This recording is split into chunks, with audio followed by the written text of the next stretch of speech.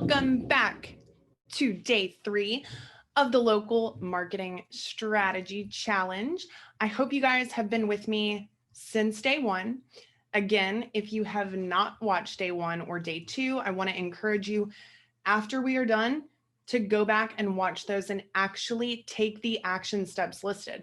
It's very important that you do that. Each day builds on the last. And so if you haven't done the previous day, you're going to be missing some crucial information there. So just want to make sure you guys really do that, because again, you will not have the information that you need to continue moving forward. So if you haven't done that, I still encourage you to listen today. Just make sure that you don't actually do these steps until you've gone back and really worked through those first 2 days. So what are we going to be covering today? We're going to be talking about the goals that we set yesterday and what it will actually take to get there. So closing that gap.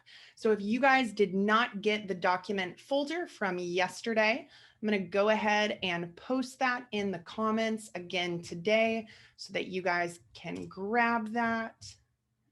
And we are going to be opening up 2 different documents. The first one is going to be your 1-page plan and also tracking key events and KPIs. So you also probably want to take a look at what we did yesterday, the benchmarks and that product channel grid that we filled out, because that is where you listed your goals. So the first thing that I want you guys to do today is take a look at the goals that you set and also where you actually were last year or this past year. So I'm going to go ahead and share my screen with you. And this is what that would have looked like. So this is where and what have you sold. These are our products and services. These were the platforms or channels in which we sold them. And these were the number of units or the amount of revenue or the subscribers that we had based on what we decided was the metric that we wanted to focus on. So for instance, yesterday I had one of my products and services was Local Marketing Mastery. And I set a goal for what I wanted to do in 2021 for that specific program. And I set that in units, in number of students. And so what I want to do is take a look back at what I did this past year in the number of units and say, okay, where was I last year? Where did I say I want to get? And the difference between the two, that's going to be our gap. So our goal is what we want to do for 2021. Our gap is the difference between what we did last year and then what we plan to do in the upcoming year. So if you've got those numbers, I want you to take a look at our 1-page annual plan. We want to list out those goals that we determined we would like to achieve. And then I want you to fill in what is the gap between where you have been and where you would like to be in the upcoming year. So we know the number of units or the amount of revenue or the number of subscriptions or subscribers, if that's monthly recurring revenue or annual recurring revenue, so that we actually know what we need to do to make that possible. So you want to go ahead and fill those in, but we don't want to move forward on any of this else until we actually understand what those metrics are going to be for our specific business. So this is the KPIs, tracking key events and KPIs from the folder that you guys are going to want to pull up. And we're going to talk through this. So where do your sales take place and what will you measure?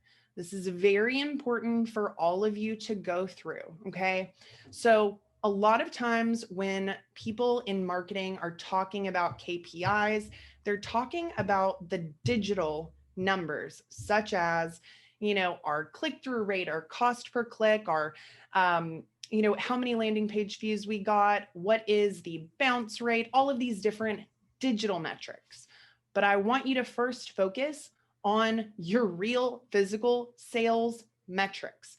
And that is really determined by where your sales take place or where that ideal starting point is for those sales to actually take place. So the first example would be in person. This is where you actually make your sales in person. And this is based on appointments. So that could be an appointment in your place of business. It could be potentially an appointment virtually. It could be an in-home appointment. So is that where your sales take place? Maybe that's not where they take place, and that's where they should be taking place. So as we go through this, don't just take a look at what you did last year and where those sales took place, but ask yourself, is there a better first step for me? And we'll talk a little bit about that as we go through this. So if that is the case for you, you really want to focus on measuring appointment bookings, because if that's what it takes for you to make a sale, that is simply the most important metric that you need to have. The second one is in person, but this is not appointment based. So this could be walk-in. This could be something like a retail establishment or a restaurant. So you need to be tracking foot traffic or things like vouchers or promo codes so that you actually know who's coming in based on your marketing, but ultimately you should be tracking foot traffic specifically as well. Then we've got phone. So does your business sell over the phone? Maybe yes, maybe no. But for a lot of people, the phone is actually the place that they should be focusing on a little bit more. So I'll give you an example. I have one student in my program who works with gyms. So gyms are traditionally something that they would consider in-person walk-in.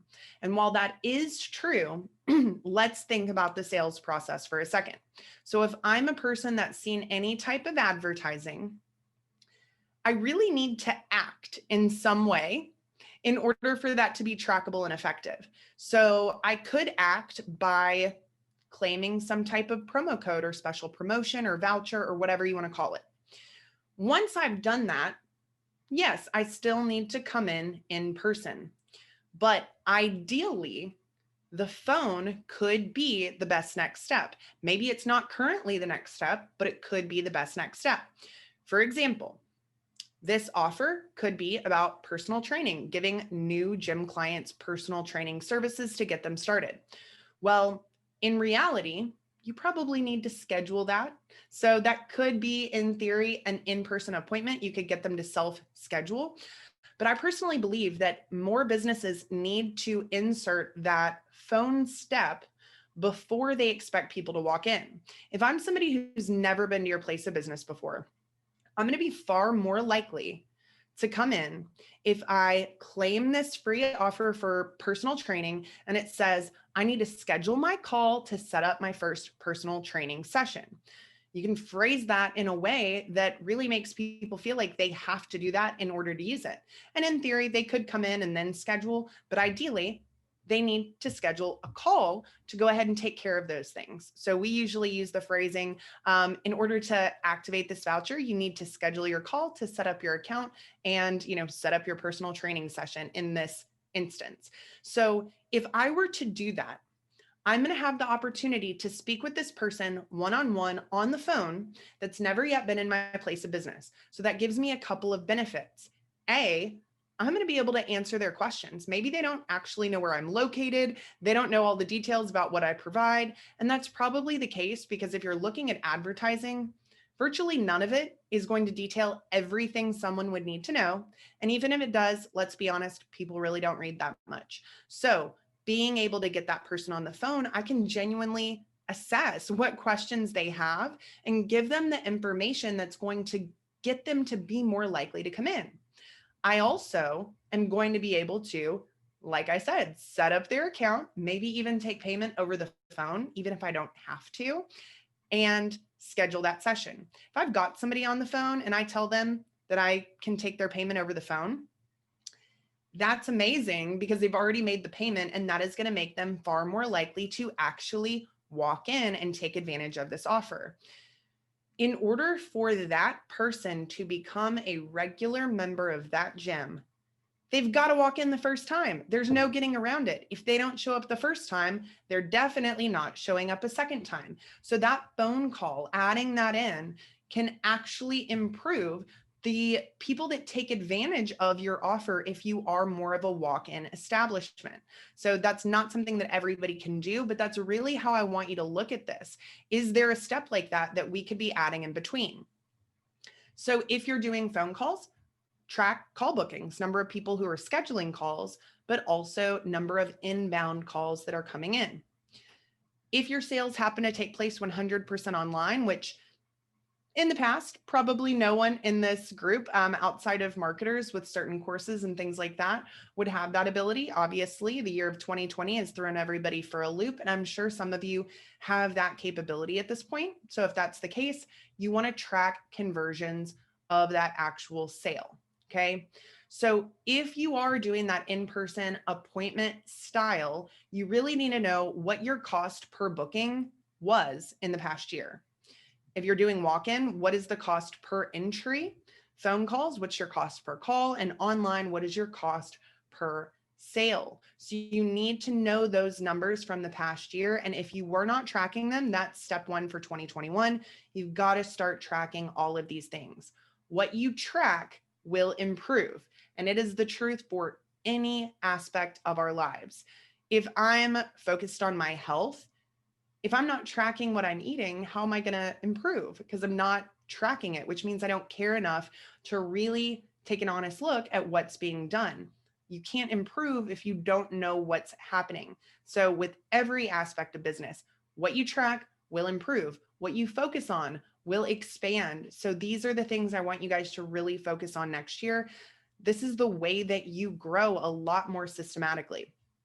So once we've established these things, we also want to make sure that we've calculated our critical numbers. So some of you guys may have already gone through this exercise. If not, this would be a great time to do it. And if you have, it could be a great time to revisit it, because guess what? These numbers do not stay stagnant. They change over time. So let's say you did this exercise 6 months ago in one of the lead gen challenges. Well, if you've actually been tracking it, these numbers probably have changed. You want to be able to see what they were 6 months ago versus what they are now. For those of you who are not spending money on advertising, this is going to be more of a guesstimate on some of these, okay? And I get that. We've talked about guesstimating and kind of our guesses on Monday. That's okay if that's what you have to do. The goal here is to make educated guesses, then revisit the information once you have more data and recalculate so that you know for sure and you're no longer guessing when you have the available information. Cost per event, this is really what I want you guys to focus on the most, because these events are what produce your sales. Simply put, there are several other things that we're going to talk about, things that you can do to achieve those goals that you've set, whether it's revenue, whether it is units or subscriptions. But I want to make sure that you guys are going through this document. So before we dive in to the rest of the one-page growth plan, I want to go through 4 different things that you can do to achieve those goals. And these are the growth levers. So the first one is acquisition. Am I going to acquire more customers? Then we've got monetization, activation, and retention. So for acquisition, this is the idea, focusing around driving awareness and generating more leads. That's what most of you in here are probably thinking you'd like to do. Then we've got activation. So this is the idea of turning leads into customers or further qualifying the leads. You guys should all be doing that if you're generating leads, but if not, this could be a really important focus for you. Then we have monetization. So these are focused on turning a single purchase buyer into a repeat customer, getting someone to buy more. Then we've got monetization. This is going to be revenue from getting your current customers to spend more on their purchases. Those are the 4 different ways that we can really grow more. And then finally, retention. This is going to keep customers longer and it's going to prevent churn.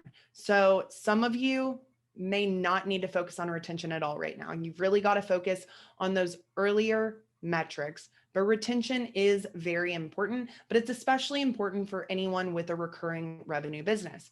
For example, we've worked with cleaning companies, we've worked with laundry companies.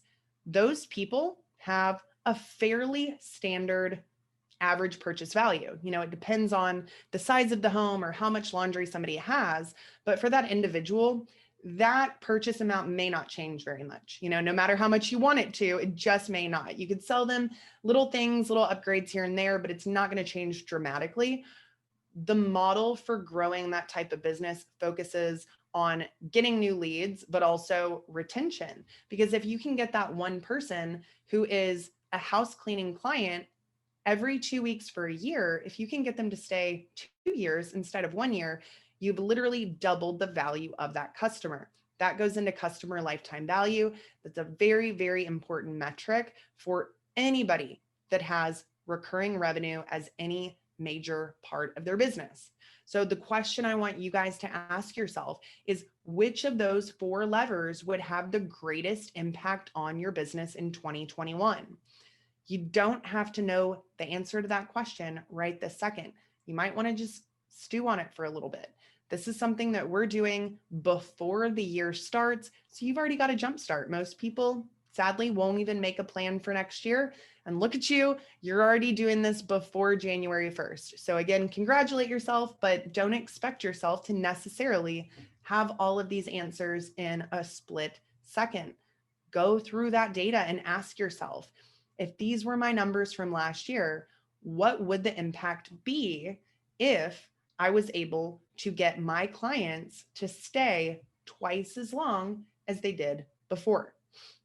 So some of the things that you can do to get ideas about this is you could talk to your customers. So just start asking them questions about things they'd like to see. What would get them to stay longer? What would get them to buy additional products? I mean, there is nothing better than the power of genuine conversations.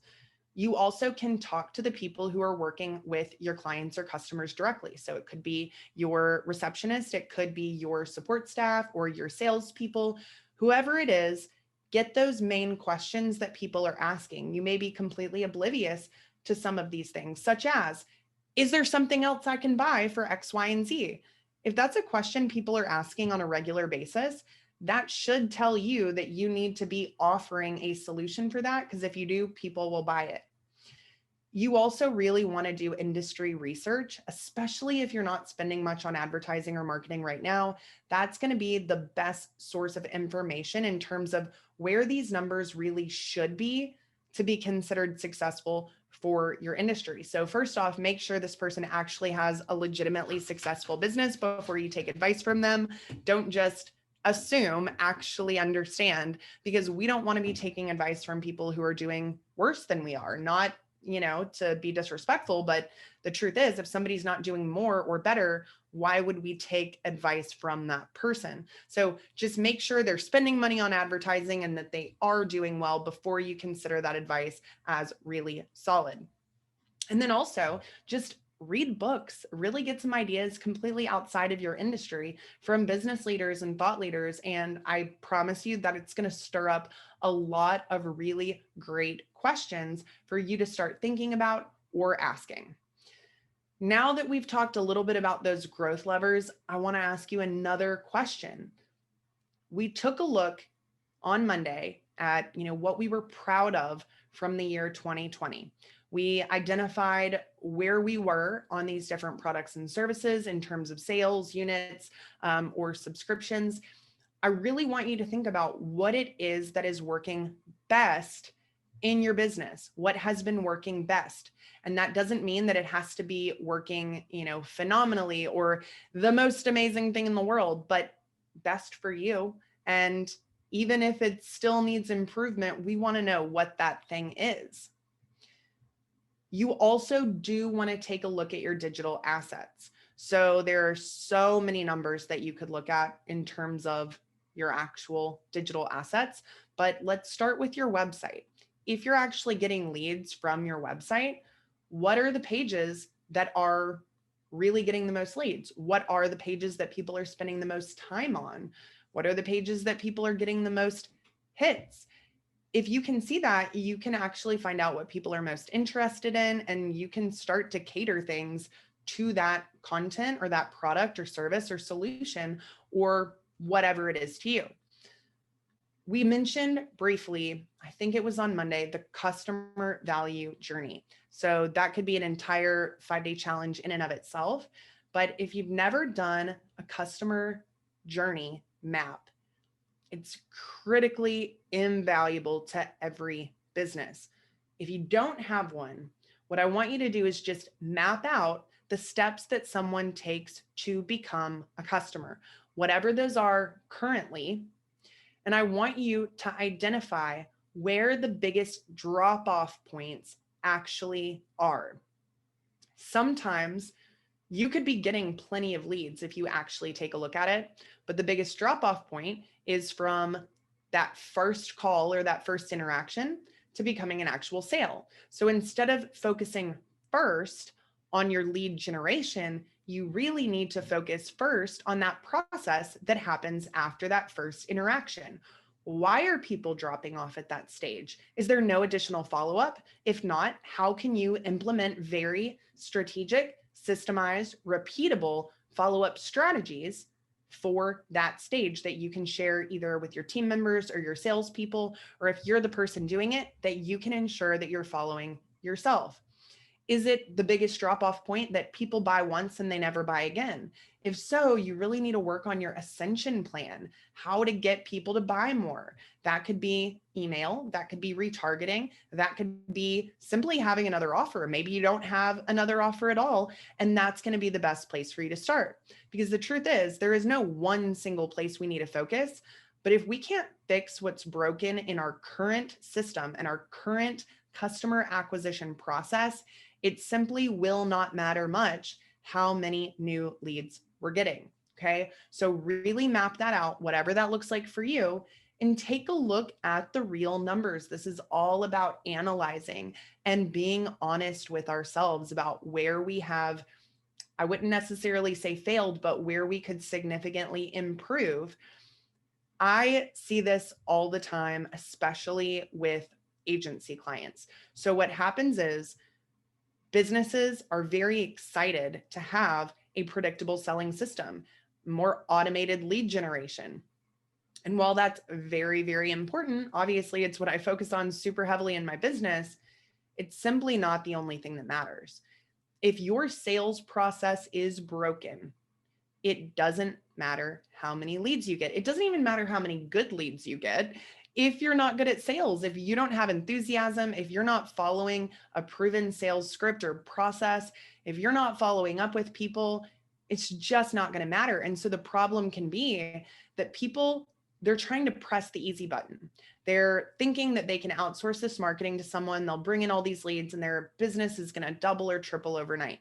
And while that absolutely can happen, the clients that I work with that really succeed and get the most benefit from what we do, they're the people who've already taken a look at where the holes are within their own business and they've fixed them. So I have a client that is awesome. She's been amazing to work with, and she was referred to me through a business coach. So when I first spoke with the business coach, I was really excited to speak with the client that's now my client, because she had told me about the work they had done together in the sales process and the fulfillment process on that back end side of the business.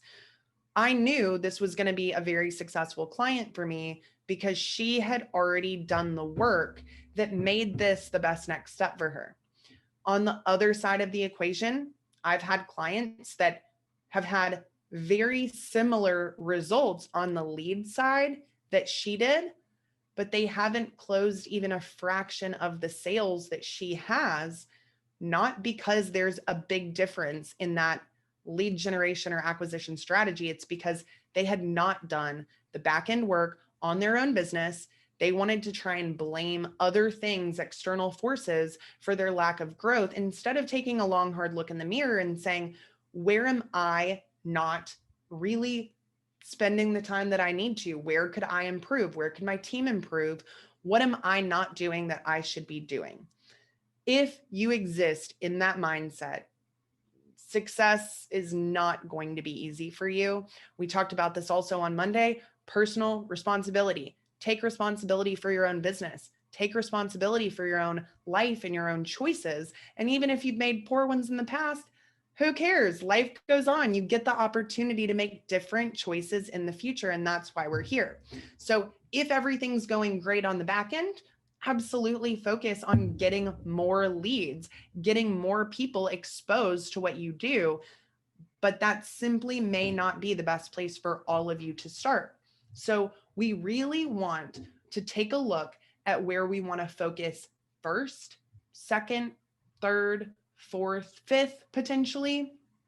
And then we want to map out what those initiatives are that we can take to bridge that gap, like we talked about, but also that tackle the most important elements first in terms of what is actually going to produce more revenue, units, subscribers, ultimately more profitability for our business. That is what we need to focus on very, very early and then move down.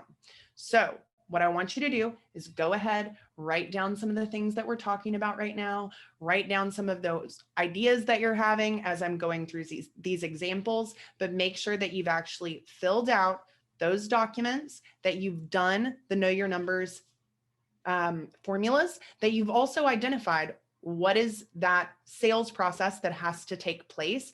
Am I missing anything that could be inserted to make my process more effective? And if I already have the proper process, where are those drop-off points in my process that I really need to tighten up? Otherwise, I risk either wasting time or wasting money. We already have a list of channels that we're potentially going to be using. That doesn't necessarily mean that we're going to get to all of those channels, but it's a great idea to go ahead and have those listed. So I want you to go ahead and open back up your one-page growth plan. And we are going to fill in, like I said, the goal and the gap. And now we're going to take a minute to write down those key initiatives that we could consider to make our goals a reality. So I'm going to go ahead and pull this up for you guys again. All right, so we've got our goals, we've got our gap. That's what we want to fill in. Now, what are those key projects that will allow us to achieve those goals? So you already know those channels that you wrote down that you felt like were an opportunity for you, that you did not leverage at all or as much as you'd like to from the year 2020. Now that you've actually taken a look at your numbers and your sales processes, we first want to focus on tightening up those processes, okay? So whatever you have that you need to improve upon, I want you to write those things down first. Then I want you to ask yourself, do I have a predictable selling system? If you do not have a predictable selling system, that absolutely needs to be one of those initiatives after you've already analyzed your internal processes. And it doesn't necessarily mean that you have to be the one that fixes those processes. Outsourcing to people who have a better expertise in certain areas than you, highly invaluable. You know, we are not all great at every aspect of business. That is why people work with others to get those things done really, really well. So being honest with yourself about the skills and the abilities that you personally have, taking a look at maybe the skills and the abilities of those on your team, those people around you, and asking yourself, is this something we potentially need to outsource because nobody is really qualified to take on this challenge? This is something that's very important in terms of accomplishing your goals quickly. For instance, we have somebody that recently signed up for one of our strategies. She had been working on putting together her strategy for about 6 months. She had told herself that she had a deadline of 6 months to put together this plan. She didn't end up doing it, which is why she hired us, and I was super glad that she did. But that 6-month time period was 6 months that the plan could have been implemented. Sometimes we really want to be good at certain things, or we want to be able to be the person that can solve certain things. But if we were truly honest with ourselves from the beginning, we might have said, it's just not my cup of tea. It's not what I was put on this earth to do. I'm going to find help from somebody who really loves doing this, because I'm going to get it done faster and better. And the faster and better that you can get something done, the quicker you're going to reap those rewards. You don't want 6 months of 2021 to go by with none of this accomplished simply because you weren't willing to seek help from those people that could have allowed you to progress faster, instead of holding on to this belief that you had to be the person that did it. Or sometimes it's a pride issue. Maybe we've told people that we could do it, or we've committed ourselves to doing it, and we simply don't want to admit that maybe we were wrong. Being able to admit that you're wrong is such a virtue in life, I feel, and there's no shame in doing that. So just be honest at every step. Again, if you can't be honest with yourself, no one in life can possibly be honest with you. So be your own best advocate. Once you've written down those internal things, the predictable selling system, that's got to be a focus if you don't have one. And what that means is, whether that was appointments, whether that was phone calls, whether that was in-person walk-in traffic, whether that was conversions online, do you have a process that is repeatable and essentially automated to allow that sale to take place? If you don't, that's got to happen, because truthfully, the channels in which you're promoting your business, they should all be using your predictable selling system. A predictable selling system is not your ad. It's everything that happens after. It's going to be your offer. It's going to be your destination. So where are you sending people? It's going to be what they're actually going to do next. Are they going to subscribe for something free? Are they going to sign up for a voucher or an offer? Are they going to schedule a call? What's that next step for them? And then everything that happens after. Where does that lead go? Is somebody responsible for following up with that lead? Is that person getting communications in an automated fashion so that you don't have to do manual follow-up every step of the way? And then ultimately, once somebody does become a sale or a client, what's the process to ascend them? What's the process to get them to stay longer, get them to buy more, or even get them to refer more people? So whatever those things are, they all come in one package, which is your predictable selling system. So that's got to be high up on the list. The next thing you really want to think about in terms of key projects, it's going to have to do with the channels that you said that you really wanted to focus on in 2021. And again, like I tell my students, the beauty of having a predictable selling system is it's not reliant on one single platform. That's why I really like having one and teaching people how to do this, because let's say, for instance, that Facebook decided tomorrow that they didn't like me anymore. They shut down my ad account. They shut down my business manager. They shut down my Facebook page. What am I going to do? I can appeal it, sure. And most of the time you're going to get it back, but not always. And if I don't, what do I have? What can I do? If everything I had was focused on Facebook alone, is that going to be the end of my marketing? Absolutely not. All I do is I set up new ads on different platforms that still direct that person to my predictable selling system. Same offer, same destination, same opt-in, same follow-up process. The only thing that changes is the front end advertisement. You can do this online or offline. Offline marketing can still be directed to that same predictable selling system. So again, this back end outside of that initial advertisement, crucial, but then you want to focus on, okay, what are those platforms? Do I know how to effectively advertise on these platforms? If not, what am I going to do to learn? Or who am I going to hire to help me? What am I going to do to really make this work for my business? Do I even have a strategy with these types of platforms, or anything in general regarding my actual offer? So those are the things that you really want to get clear on. And then I'd also encourage you to really focus on your systems as well, whether that's your content creation systems for yourself or for your staff, whether that is your planning systems for your events or your seminars, whether that is your product development systems, whatever that may be for your business, you really want to make sure that you've got a very simple set of repeatable steps that anyone can follow, so that if you were to hire 50 people next week, they could all hit the ground running. That should be the goal, because anyone who's really focused on growth knows that with growth comes the need for more people, more resources, more support. And if you don't have a way to onboard new team members in a very seamless fashion, that growth is actually really going to become a thorn in your side. And that's what I hate to see, because growth is a beautiful thing, but you have to be ready for it. If you want to go ahead and set a due date, you can.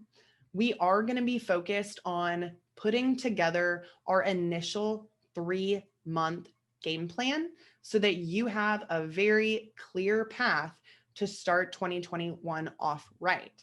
So if you want to go ahead and put the due dates, you can. You don't have to do that just yet. Maybe you want to talk to some people, get some information, see what those priorities really look like, and maybe even just analyze what's logical, what's actually doable.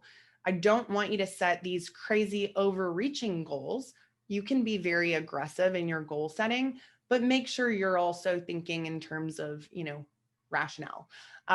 Then I want you to take a look down here. What are the daily, weekly, and monthly metrics that you need to be tracking? So we already talked about that core event. So number of core events should absolutely be one of those. Cost per core event needs to be another. I'd highly encourage you to focus on conversions. Obviously, daily conversions may not be appropriate for everyone. Sometimes weekly conversions may not even be appropriate for everyone, but that's something that you do want to look at. It could be, moved from this stage to this stage. So it could be kind of a pre-sale conversion to that next step. Really, really depends on the type of business that you have, but what are you going to focus on? And these are going to be higher level business metrics, not some of those impression, reach, engagement. I wouldn't call them BS metrics, but they don't really tell you anything about your business. And I see way too many business owners focusing on those things when, yeah, there's a time and place to look at them and focus and analyze, but it's definitely not going to change the revenue of your business. Just because I get X number of impressions literally means nothing to me. So we can leverage that impression number after we've got a predictable selling system and we have all of those other metrics fleshed out. Finally, quarterly successes. So I want you to think about a theme for each of those quarters. We are going to be focusing on Q1 quite a bit later in the week, but what is a theme that you would anticipate having for each of those quarters? Is one of them prep? So maybe Q1, you're like, based on the last couple of days, know I have a lot of work to do and I'm going to prep for that. I anticipate it's going to take me a little time to get new staff members or train or do my processes or whatever that is.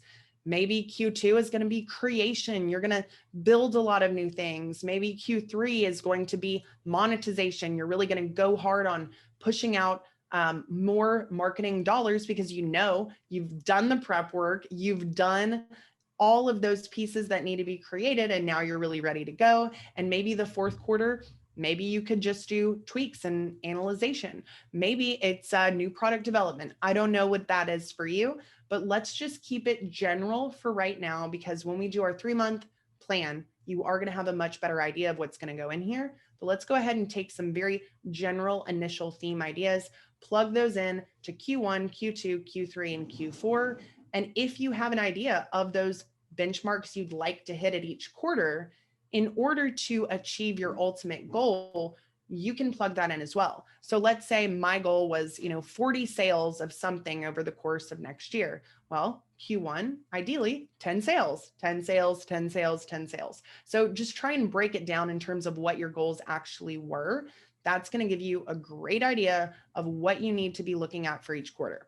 So thanks again for hanging out with me today. Hopefully this has been helpful. Really encourage you to fill out these documents, dig into your data, make the most of this week so that you can focus on success for 2021. So thanks again, and God bless.